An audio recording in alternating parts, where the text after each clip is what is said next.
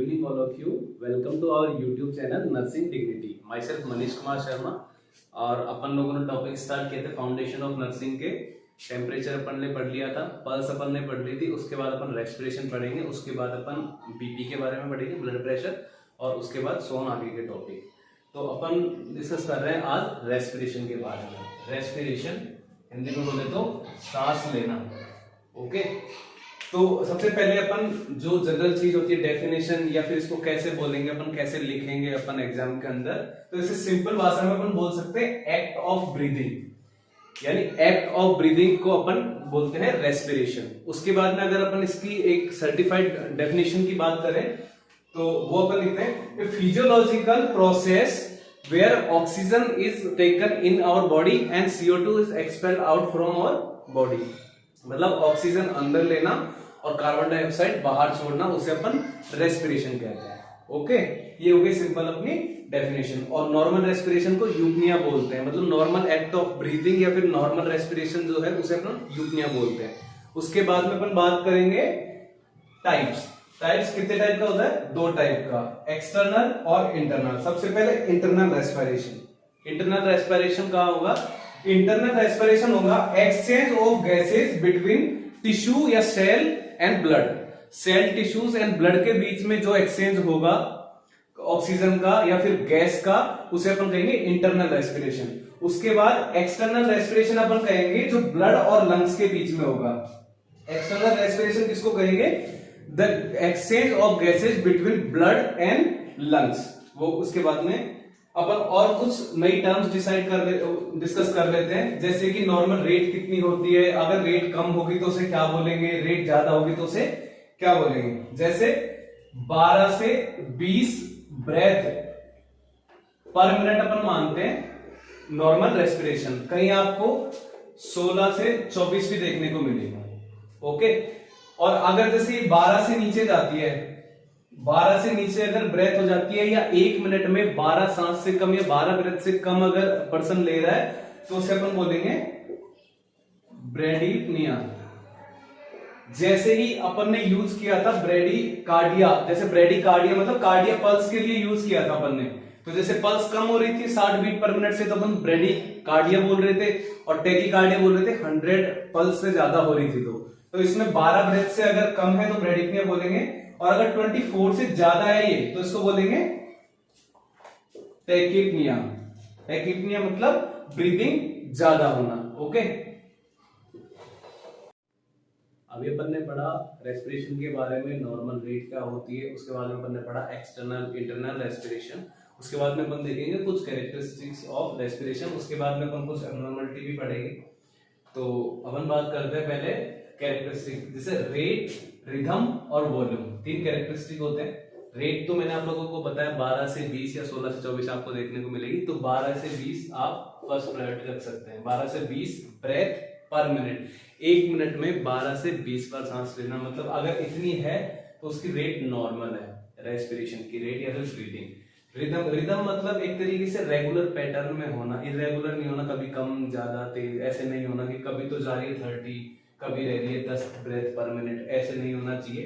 तो normally rhythm होगी regular rate या फिर रेगुलरिटी ऑफ रेस्पिरेशन या फिर ब्रीदिंग। उसके बाद वॉल्यूम। वॉल्यूम का यहाँ से मतलब है सीधा सीधा टाइडल वॉल्यूम से। तो टाइडल वॉल्यूम नॉर्मली होती है 500 ml या फिर सीसी में भी आप लिख सकते हैं, 1 cc = 1 ml लिख सकते हैं। ओके, इसके बाद में अपन कुछ टर्मिनोलॉजी डिस्कस करेंगे या फिर कुछ टर्म डिस्कस करेंगे, जैसे हाइपोक्सिया। हाइपोक्सिया मतलब ऑक्सीजन की कमी होना या फिर डेफिशिएंसी ऑफ ऑक्सीजन, इसको बोलेंगे अपन हाइपोक्सिया। उसके बाद है हाइपोक्सीमिया। हाइपोक्सीमिया मतलब lack of oxygen in blood stream या फिर lack of oxygen in blood circulation. उसके बाद बोलेंगे ऑर्थोपनिया। ऑर्थोपनिया यानी कि किसी एक पर्टिकुलर कंडीशन में ही ब्रीदिंग पैटर्न सही हो पाना या फिर ब्रीदिंग होना। उसके बाद अपन बोलेंगे हाइपरपनिया, यानी कि डेप्थ ऑफ रेस्पिरेशन बढ़ जाएगी। फिर उसके अलावा अपन कुछ और डिस्कस करें तो जैसे रेस्पिरेटरी सेंटर कहाँ है, जैसे अपने टेम्परेचर रेगुलेशन सेंटर पढ़ा था वो था हाइपोथैलेमस के अंदर। उसके बाद रेस्पिरेटरी सेंटर अगर आता है तो वो होता है मेडुला ऑब्लोंगेटा के अंदर। और कुछ टर्मिनोलॉजी जैसे अपन ने यूपनिया डिस्कस किया था, यूपनिया यानी नॉर्मल ब्रीदिंग या फिर normal pattern of breathing, eupnoea अपन पहले डिस्कस कर चुके थे। उसके बाद डिस्निया, डिस्निया का मतलब है DYS आगे कहीं भी लग जाता है, डिस्फेसिया जैसे डिफिकल्टी इन सोलोइंग ऐसे करके, तो डिस्निया, डिस्निया मतलब डिफिकल्टी इन ब्रीदिंग। उसके बाद में एपनिया, एपनिया का मतलब सिंपल सा ये है कि टेम्पररी सीजेशन या टेम्पररी स्टॉपेज ऑफ रेस्पिरेशन, यानी कि ब्रीदिंग का कुछ समय के लिए रुक जाना। 10 से 15 सेकंड तो होता है अडल्ट के अंदर, और ये 20 सेकंड तक जा सकता है इन्फेंट या न्यूबॉर्न के अंदर, मतलब 15 से 20 सेकंड के अंदर ब्रीदिंग स्टॉप हो जाना।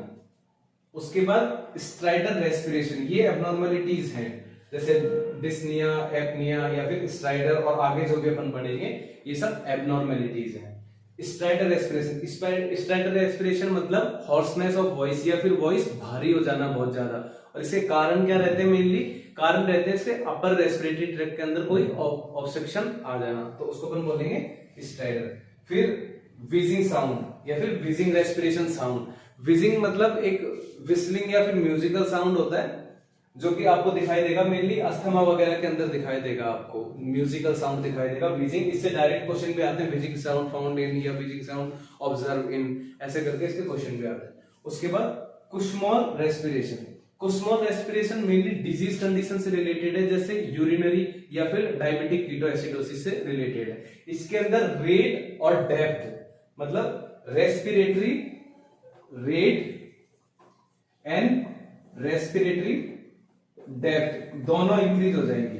ओके, रेस्पिरेटरी रेट और रेस्पिरेटरी डेप्थ दोनों इंक्रीज हो जाएंगे इसके अंदर। उसके बाद chain stroke respiration, chain stroke के अंदर होगा डेप्थ इंक्रीज हो जाएगी बट रेट डिक्रीज हो जाएगी, यानी इसके अंदर तो दोनों इंक्रीज हो रहे थे, इसके अंदर डेप्थ इंक्रीज हो जाएगी और रेट डिक्रीज हो जाएगी। Depth of respiration will be increase and rate of respiration will decrease.